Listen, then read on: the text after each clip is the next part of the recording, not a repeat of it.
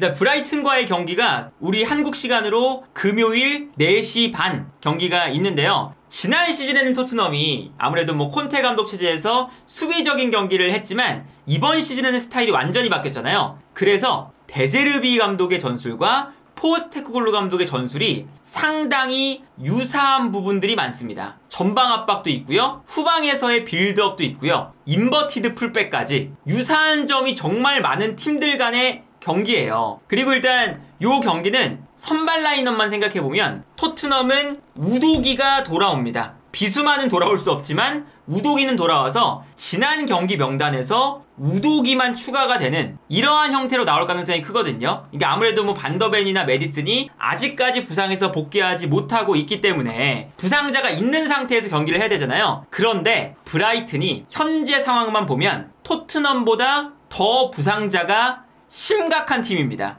안수 파티, 엔시소가 좀 심각한 부상을 당했죠. 그래서 2월 말에 복귀가 예정되어 있고 벨트만도 2월 17일에 복귀 예정이에요. 에스투피냔 왼쪽 풀백 주전이죠. 에스투피냔도 부상, 웹스터도 부상, 램프티 부상, 미토마 부상, 마치 부상. 근데 지금 부상당한 요 선수들이 준주전급 선수들만 다 부상을 당했어요. 그래서 지금 이 브라이튼도 스쿼드를 운영하는 게 굉장히 어려워요. 그래서 지난 시즌에 비해서 이번 시즌 브라이튼의 경기력이나 성적이 지난 시즌만큼의 임팩트는 없죠. 그런데 이제 여기서 재밌는 건 뭐냐면 첫 번째, 후방 빌드업에 대한 아주 고집을 갖고 있는 감독들이죠. 그리고 여기서 이제 포스테코글루 감독하고 데제르비 감독이 비슷한 부분이 뭐가 있냐면 볼을 처리할 때 짧게 처리하는 것을 넘어서서 볼을 가졌을 때 상대가 안 다가오잖아요. 그러면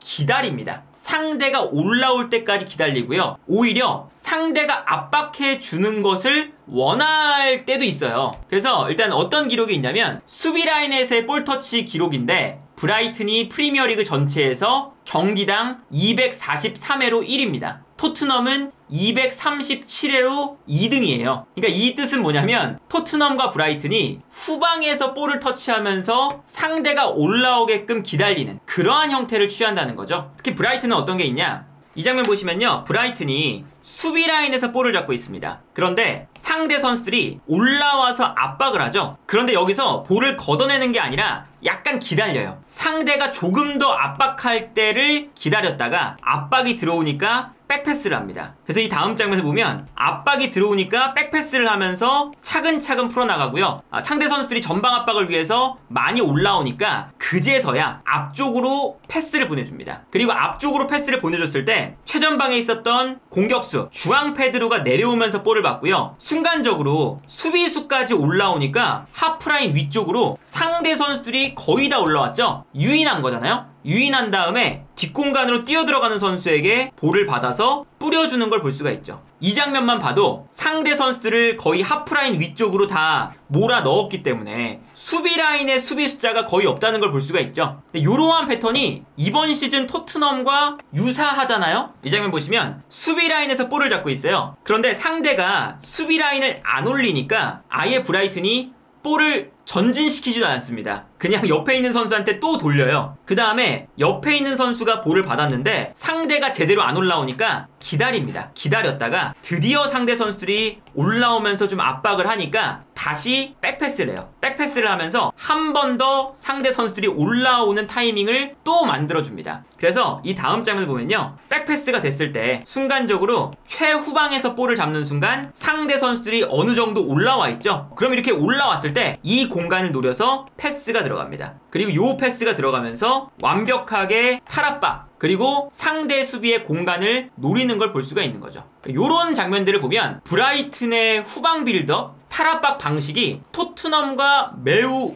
유사해요. 이건 어떤 뜻이냐? 토트넘도 마찬가지고 브라이튼도 마찬가지고 볼을 소유할 때 상대가 얼마나 볼을 소유하는 순간 압박을 잘 할 수 있느냐, 이게 중요한 거죠. 근데 이제 여기서 토트넘이 약간 좀 아쉬워진 게 있어요. 전방 압박이 손흥민 선수가 9번으로 뛸 때랑 히샬리송이 9번으로 뛸 때랑 약간 차이가 나긴 합니다. 이제 이 장면 보시면 히샬리송이 최근에 정말 잘해주고 있지만 손흥민 선수의 움직임을 따라가지 못하는 것 중에 하나가 압박을 거는 타이밍이에요. 이 장면도 보시면요. 상대 수비수가 볼을 잡았을 때 히샬리송의 압박 타이밍이 약간 늦었습니다. 약간 늦다 보니까 상대 수비 입장에서는 볼을 받아서 전방을 여유롭게 바라보면서 패스를 전개할 수 있는 공간을 찾기 시작해요. 근데 히샬리송이 압박을 약간 늦게 하다 보니까 충분히 앞을 바라보다가 히샬리송이 압박을 할 때쯤에 전방으로 패스를 보내주죠. 그리고 히샬리송이 여기서 압박을 약간은 타이밍이 늦다 보니까 토트넘의 다른 선수들도 같이 올라왔거든요. 같이 올라왔는데 전방에서 압박 타이밍 늦어버리면 상대팀 입장에서는 토트넘이 올라올 때 뒷공간으로 패스를 정확하게 뿌려줄 수가 있는 거죠. 그래서 이 다음 장면을 보면요, 한 번의 패스가 전방으로 연결되면서 토트넘 선수들이 어설프게 올라와 있고 전방 압박이 안 되면서 한 번에 또 받아서 뒤로 뛰어들어간 선수에게 패스가 들어갑니다. 그러니까 이게 차근차근 연결이 되면서 토트넘의 수비 라인 뒷공간이 무너지는 걸 볼 수가 있죠. 전방 압박을 위해서 라인을 끌어올렸으니까요. 그런데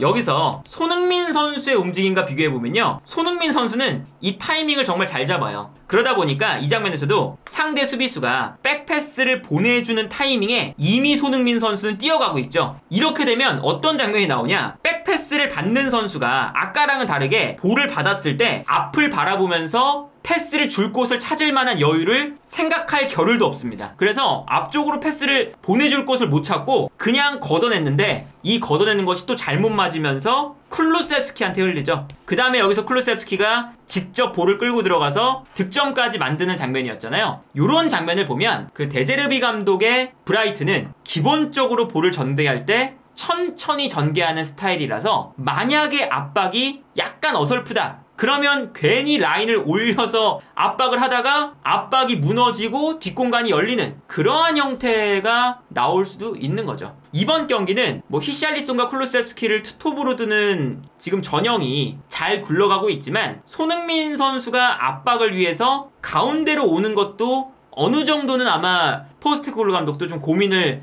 해볼 수 있는 방법 중에 하나가 아닐까라는 생각이 들고, 이제 두 번째는 어떤 거냐면 브라이튼과 토트넘이 비슷한 부분, 인버티드 풀백을 씁니다. 그 위치하는 선수에 따라 다르거든요. 요 오른쪽에 벨트만이 지금 부상 중이고 벨트만뿐만 아니라 웹스터라는 선수도 부상이에요. 그래서 중앙 미드필더를 뛸 수 있는 힌셔루드라는 선수를 오른쪽 풀백으로 기용하거든요. 그러니까 요 자리에 뛰는 선수가 중앙 미드필더를 원래 뛰는 선수라면 오른쪽에 있다가 공격을 전개할 때는 가운데로 들어가는 거죠. 그리고 자연스럽게 이 왼쪽에는 이고르라는 선수가 나올 때는 3백을 만듭니다. 이고르가 풀백도 되고 센터백도 되거든요. 자연스럽게 3백이 만들어지면서, 그리고 이 힌셔루드가 마치 포로처럼 중앙 미드필더가 아니라 오히려 공격형 미드필더처럼 올라가요. 그래서 약간 풀백이 안쪽으로 들어가면서 공격형 미드필더가 2명이 배치되는 이러한 형태를 만들 때가 나옵니다. 마치 토트넘의 형태랑 상당히 유사하죠?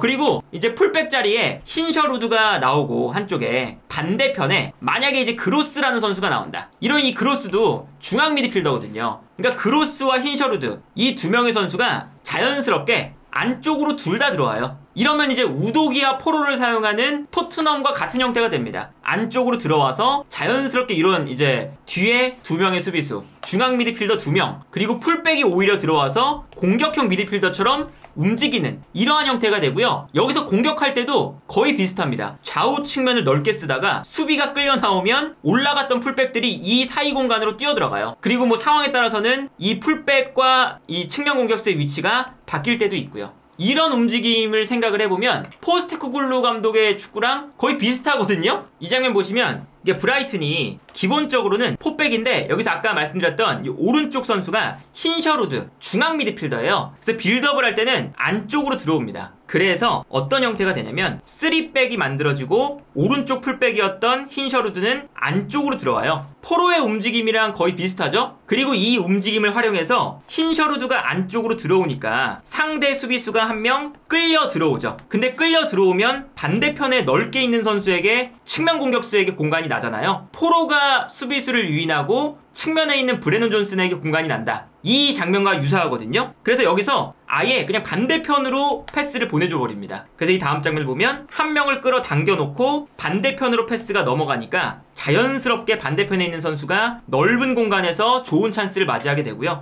여기서 결정적인 득점 찬스가 나오는 걸 볼 수가 있죠. 이 장면도 보시면 브라이튼이 포백을 쓰고 있습니다. 근데 포백을 쓰는데 아까 말씀드렸던 흰셔로 두고 왼쪽에는 그로스예요. 그래서 이 두 선수가 이제 안쪽으로 들어와요. 그래서 공격을 전개할 때는 두 명의 수비수, 그 다음에 좌우 풀백들이 안쪽으로 들어가 있는 걸 볼 수가 있습니다. 그러다 보니까 공격할 때는 이런 형태가 돼요. 안쪽으로 들어온 두 명의 풀백이 중앙에 있는 공격수를 두고 전방으로 오히려 본인들이 침투를 하고 있습니다. 하프 스페이스에서. 이 침투하는 형태가 정말 우독이랑 포로와 비슷하고요. 그러다 보니까 공격할 때도 안쪽으로 들어와 있는 풀백이 측면으로 넓게 퍼져 있는 공격수에게 패스, 그 다음에 측면 공격수가 볼을 받는 순간 수비수들이 끌려 나오니까 안쪽으로 또 들어가면서 풀백이 오히려 언더래핑, 이 공간으로 패스, 이게 브라이튼의 패턴 중에 하나입니다. 최근에 득점도 이렇게 나왔어요. 그러니까 미토마가 최근에 약간 잠잠했던 게 이런 이유도 있는데, 측면에서 미토마가 수비를 끌어내는 역할을 합니다. 그러니까 상대 수비가 미토마를 막기 위해서 좀 끌려나가죠. 끌려나갈 때 그 순간 안쪽으로 들어와 있었던 풀백 크로스가 요 뒷공간으로 침투하기 시작해요. 마치 우도기처럼. 그리고 여기서 미토마가 마치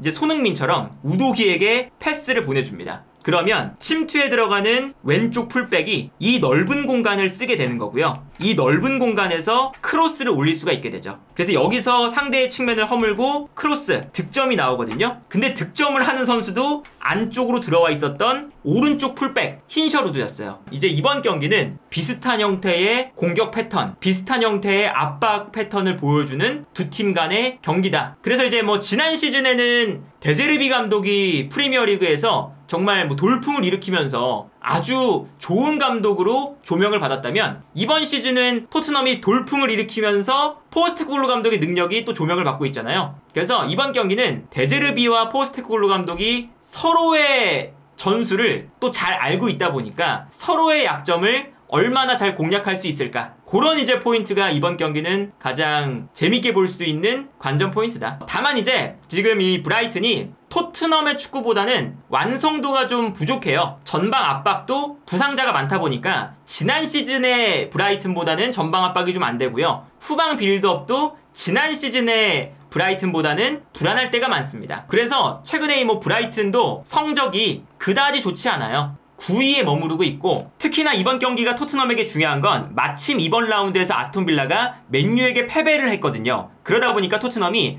아스톤 빌라와 3점 차이가 나는 상황에서 한 경기를 덜한 상태죠. 물론 이제 맨시티가 17경기를 치렀지만 34점이기 때문에 맨시티가 2경기를 모두 이기면 아스톤 빌라보다 위쪽으로 올라가면서 3위에 올라가게 되는데, 지금은 어쨌든 토트넘이 브라이튼을 이기게 되면 아스톤 빌라와 승점이 똑같아지고요. 현재 득실차가 아스톤 빌라가 플러스 15, 토트넘이 플러스 13이에요. 그러다 보니까 토트넘이 3골차 이상으로 승리를 거두게 된다면 득실차에서 아스톤 빌라를 앞서면서 리그 3위로 올라갈 수 있는 상황이 만들어지게 됩니다. 그러다 보니까 이번 경기는 토트넘에게 순위 싸움에 있어서 매우 중요한 경기가 될 수밖에 없고요. 지금 이 브라이튼이 최근 성적도 오락가락하고 있습니다. 뭐 어려운 일정이긴 했지만 첼시에게 패배, 브렌트포드에게 승리, 벌리에게 무승부, 아스날 패배, 크리스탈 팰리스 무승부거든요. 최근 5경기만 봐도 1승 2무 2패죠. 이런 걸 생각을 해보면 토트넘 입장에서는 챔피언스리그권 경쟁 싸움을 할 때 이 브라이튼은 무조건 잡고 가야 되는 상대 팀이다.